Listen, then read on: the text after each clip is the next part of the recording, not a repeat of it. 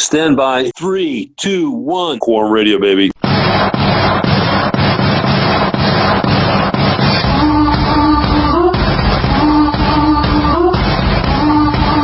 Let's bring it up to 1990. Okay. Yeah, I guess you heard about the fight. It came up in, was it 1990 that you were offered that fight, or was it in 89 with Tyson? 89, I got on the fight in 89. Okay, so your mom's still alive.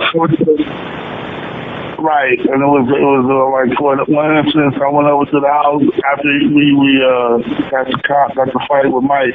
Yeah. So I went over to Dad's house, which I went over there every night. My mom and Dad's house after working out, and he would tell me, and he would ask me what I did during the training course of the day, and I would tell him. Then he was like, then we'd go in the living room, then he would kind of like move the furniture a little out the way a little bit because he would start talking about how to fight Mike. And he was watching Tyson a lot, wasn't he? Was he studying him a lot?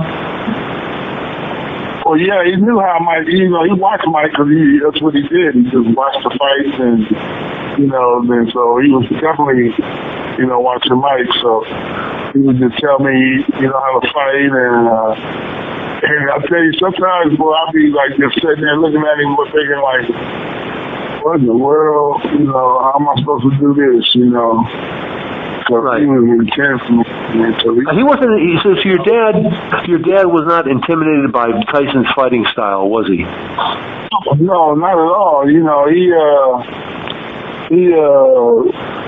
respected Mike. I mean, but he wasn't like, as far as him being intimidated, no. And that just made it even more so for me to be more positive about what was about to happen, So, he respected Mike, but he wasn't like, like most of everybody in America was, balls go up in their stomach, scared to death, just the thought of, having to go in the ring with him. But, sure. He was,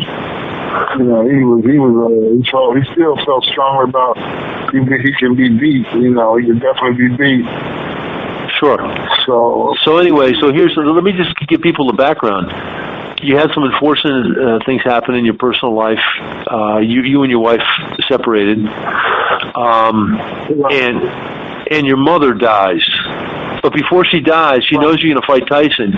She did not want that to happen. What happened? Tell us about your mom and the whole scene with Tyson. No, she was never against me fighting Mike. She came over to the house and talked to me about him because, all her girlfriends would tell her, like, oh, Lula, this is retarded, What in the world is this? Do you know this guy that Mike busted your in fight? And she would quiz my dad about it, she was very inquiring mind, as far as, she wanted to find out what was this animal that my son was getting ready to fight. So she was out there like, Billy, you think my brother could tell you this? Because he was there when she was questioning my dad about Mike, asking him about, is he as tough as you? And, my dad was like, yes, dear, he's an animal,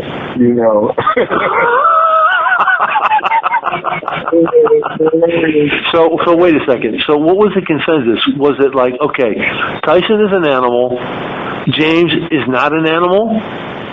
Or that didn't... like, she wanted to know what her baby was getting into. So then she came over to the house. She came over to my house and was asking me about, about how I was feeling and what I was doing. And I was telling her, and then by the time we got through, because I got really upset too. So by the time we got through talking, she was like, you're just so mean. You're just so mean. Because she was happy. She was happy because she seen that I had the fire in me, that I wasn't sitting over there being all, subdued, like, oh my gosh, how your mother could tell if you got doubt in you or not. And she felt very confident. Once she left the house, she started telling all her girlfriends, like, this is gonna be fine, So why did you get upset? What were you upset about? So she was questioning me about Mike and like whether you were up to it. Yeah, she wanted to see where I was mentally about this fight.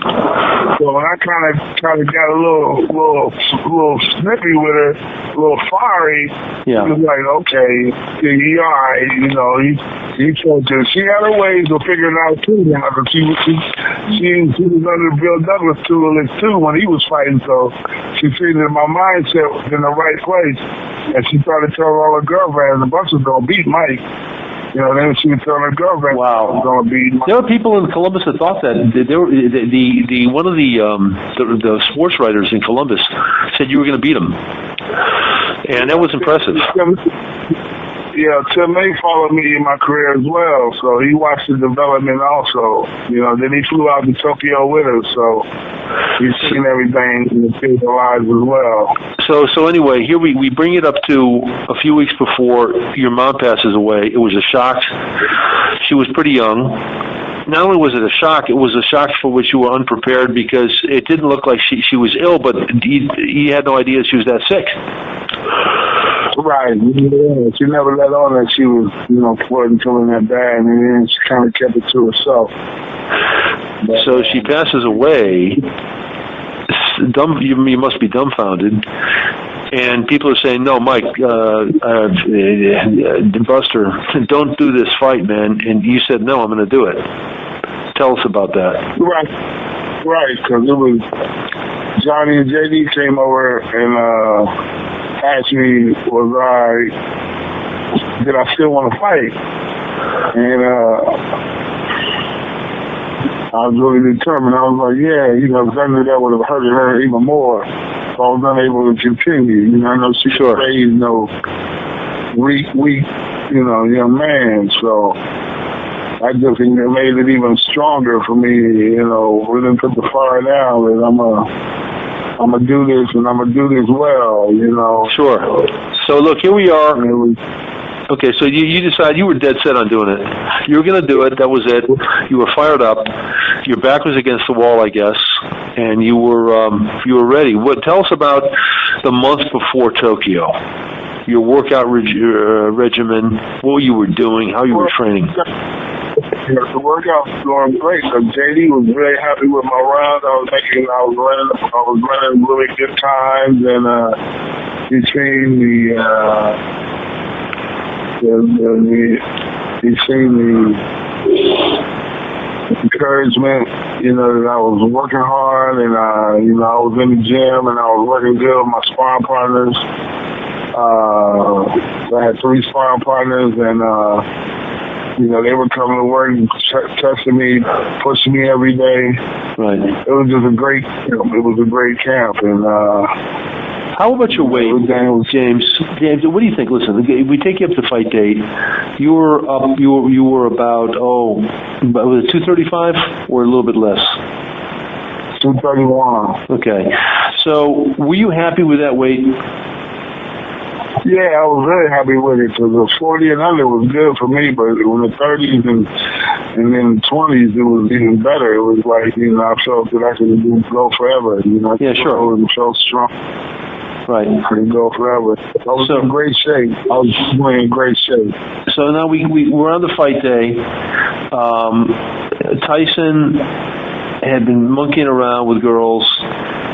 Greg Page, whom you beat, knocked him down. Did you know about that? He was sparring with Greg Page. Did you hear about that? I didn't know about what he was doing over there. Yeah. You know, he wasn't doing any other fighting, so it wasn't no fucking excuse about fucking around with Greg. He did that every fight. Yeah. He's an animal. Yeah, exactly. So, right. So now what? Yeah. That's bullshit. He ready to go, because if he wasn't ready to go, he'd have went in 1 or 2, because what I was putting on him in the 10th round, 8th round, 7th round, 6th round was the same thing I put on him in the 1st round. James, do you know what? No shot. James, you know, do you remember the stats on you versus Tyson as far as the number of punches landed? No. It was, okay, you threw approximately 441 punches, 230 of them connected.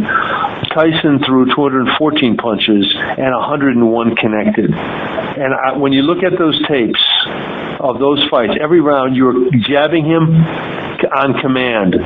at your own will, on your own pleasure. You were just hitting him steadily, left and right, with jabs. And what stuns people is, here's Tyson, 37-0 when he goes into Tokyo Dome on the 11th of February when you beat him. Tyson is only hit you half as many times as you do. You hit him. And it was a steady barrage. And the judges, the Japanese judges, had him ahead of you or even. What do you think of that, huh? Well, that was amazing. But that's what my dad always said. Only short decision is a knockout. You know, so they can dispute it any way they can. And then once Buffalo was standing there in the fight, well, Douglas put up a great effort, but he just came up a little bit short. And it's like, that'd have been horrible. Oh yeah, horrible. It went to the judge's decision. Sure. So then, so you were feeling good. You go to you're hitting him on just constantly. You just dominated him. I think anybody who watches that fight says Buster Douglas dominated Tyson. So then you had to be an unlucky moment, let's put it like that, in round 8. You got an uppercut from Tyson. You went down. Was there something that your dad told you that you didn't do, that you forgot to remember, you forgot to do when that happened? Yeah, I stood in front of him. I stood in front of him and started admiring my work. I was looking at him like, yeah, what do you think about me now, motherfucker? Because he thought he disrespected you. I mean, let me ask you something. What happened at the weigh-in?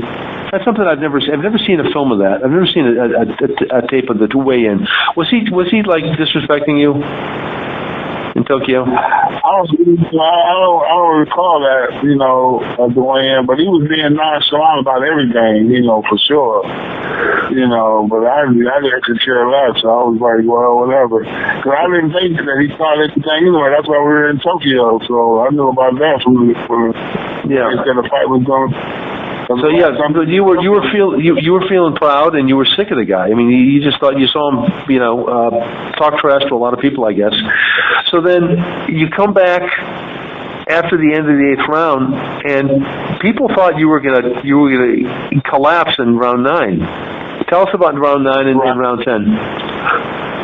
Well, I was felt good after the knockdown. I wasn't too shaken up, and by the end of about the beginning of the 9th round, I felt really strong and ready to go back out there and get back in charge, get back in control of the fight. Sure. That's what I did to get back. Sure, and then you had you go and tell us about the 20 seconds prior to the 5-round combination when you sent him to the canvas, and history was made. Well, it was just, had him backing up on his heels, and JD yelled out, pivot. And I pivoted, and when I pivoted, I seen the uppercut. And I caught him with that uppercut, and I nailed him because I had everything in it. Yep. And then I finished with the next 4 punches, so the 5-punch combination, starting out with that uppercut. And it was just, good to do. But I still thought when I went back to the corner that he was going to get up because he kept getting up and taking those shots throughout the fight. But once I seen him reaching for that mouthpiece, I knew it was over there. Oh my gosh, he was totally stunned. It was at that point that he was in a daze. So you win the fight. I don't want to talk about Don King questioning it and trying to take it away from you, but tell us about your corner. Tell us about the jubilation. Yeah, they were excited. The best part about the whole thing was when they announced me as the undisputed heavyweight champion of the world. Hearing that was just like, wow, that's it, I did it. Did you feel like maybe this is a dream and I'm about to wake up and I got to go to the Tokyo Dome and fight Tyson? It's not real?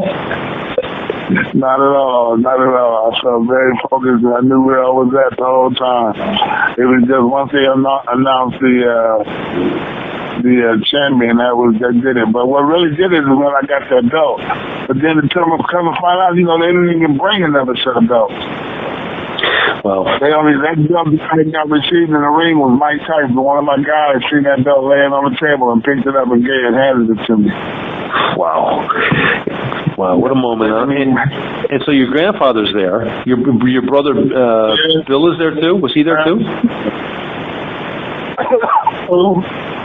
One of your brothers was there in Tokyo with you? Yeah, my brother Robert. Right. Yeah, so he was short. He was a short guy. He came over to me too. He was on camera too. He was him, and then my son Lamar, my oldest son Lamar was there. He was like 12. Oh my God! And so, what time was it in Columbus when you beat Tyson? And Columbus is in probably 9 o'clock, 10 o'clock or so at night, but in Tokyo was at noon. Right. So wait. Did you call your dad? Did he call you? What was going on? Tell us about that. Yeah, I called my dad. And do you remember the conversation? Yeah, the conversation was like, son, I'm so proud of you. You did it.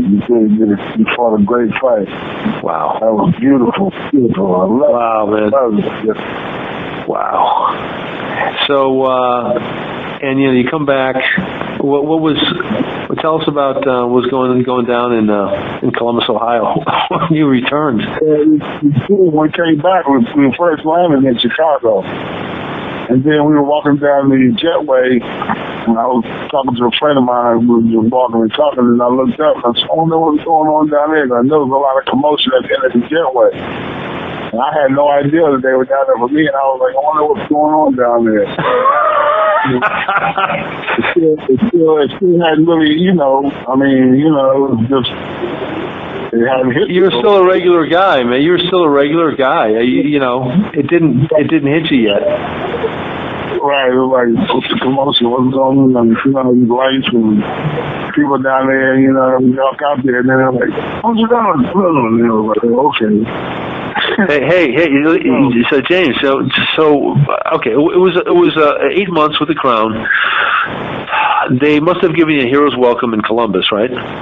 I mean, the key to the city and... We get the Columbus and, no, I didn't get the key to the city. I got a key to Chicago, though. Oh, you did? Yeah, I got a key to Chicago. Wow. Great town. Oh, yeah. So then, those 8 months with the Crown, I mean, were people reluctant to give you the recognition that you deserved? We all know about the fight that took place with the WBC and the boxing commission. The organization, they really did what they could do to damper it. The only one that came first to the plate was IBF. They just automatically, they came and acknowledged me as the heavyweight champion, and that belt wasn't even recognized in Tokyo at the time. Yeah.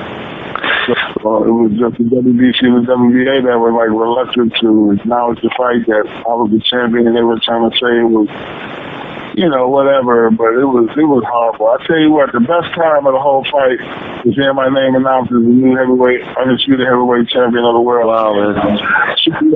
Shortly after getting out the ring and walking back to the dressing room, then the word came back that they were protesting, and Don King was having a heart attack. Don King.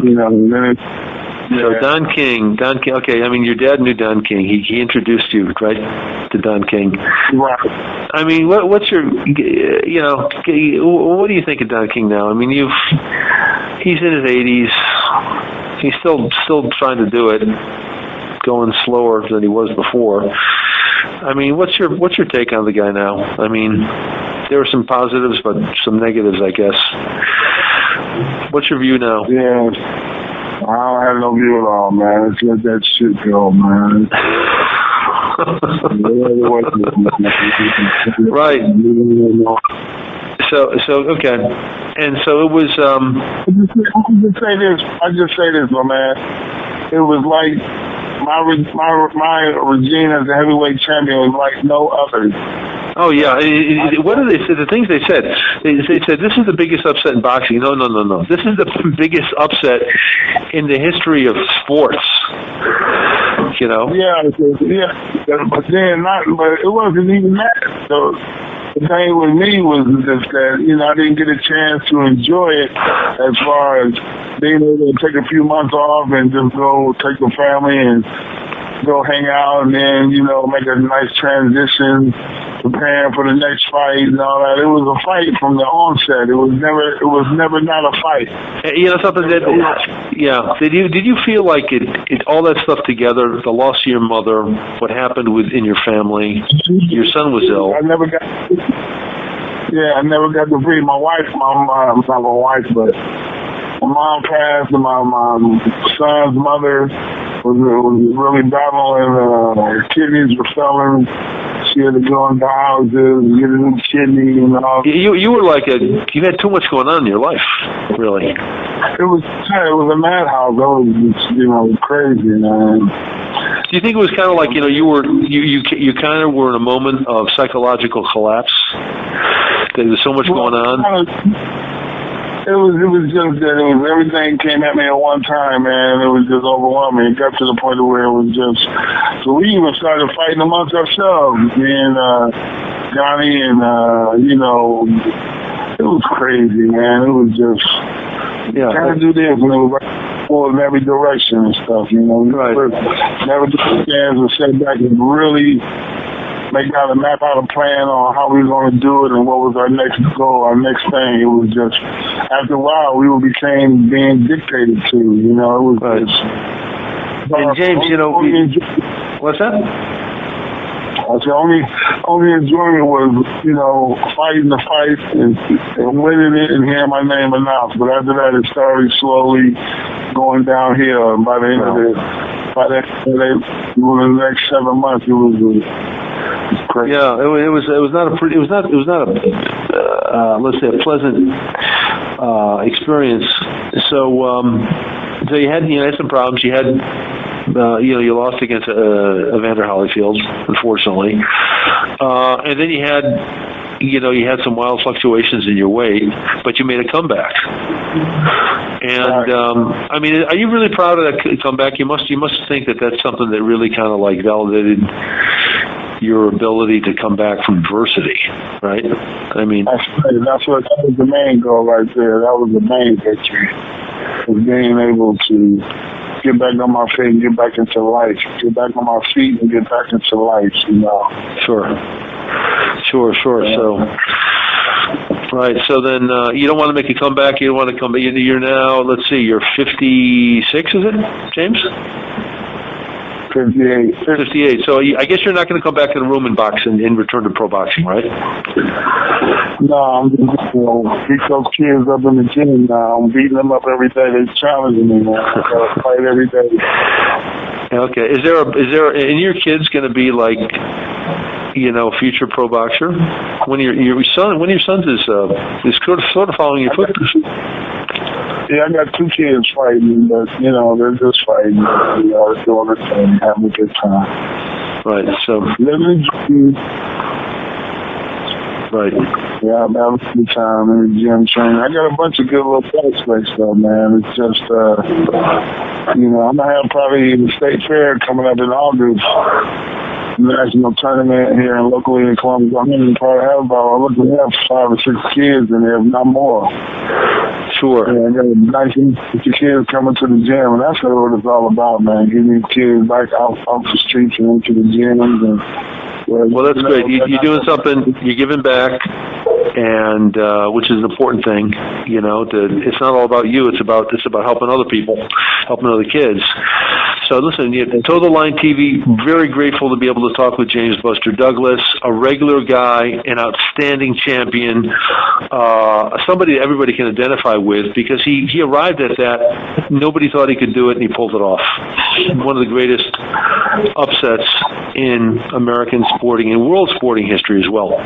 James, thanks so much for your time. Much obliged. And we look forward to interviewing again. We hope to be able to have Joe Egan and Kumail here sit down with you and do an interview, talk about some of your fights. But we're glad we were able to talk about William or Billy Dynamite Douglas, one of the most extraordinary guys in the middleweight division, a real contender, a very, very strong man and a great father. So thanks so much, James, for coming on the show. Thanks for having me, man.